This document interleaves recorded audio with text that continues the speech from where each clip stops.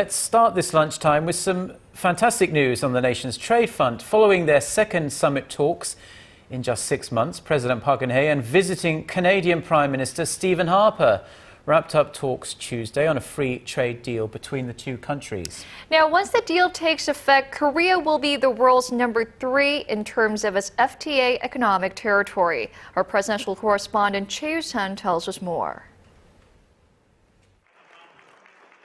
Korea's comprehensive trade pact goes beyond goods and services to include investments, finance, and intellectual property. 이번 FTA 협상 타결은 양국 간의 통상과 투자를 포함해서 호혜적인 협력을 더욱 확대하기 위한 제도적 기반을 마련할 것이라는 점에서 매우 의의가 크다고 생각합니다. It will create jobs and opportunities for Canadians today and just as importantly, for the generations that follow. Over the next 10 years, each side will lift tariffs on nearly 98% of goods.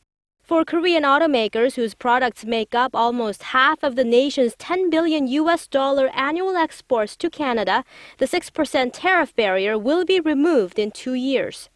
This means Korean companies like Hyundai and Kia, which currently make up 12% of the Canadian market, will be able to make further inroads in the North American country. While more than 200 farm products, including rice, are exempt from the deal, relatively high tariffs of up to 40% on Canadian beef and pork will be partially lifted over the next 5 to 15 years.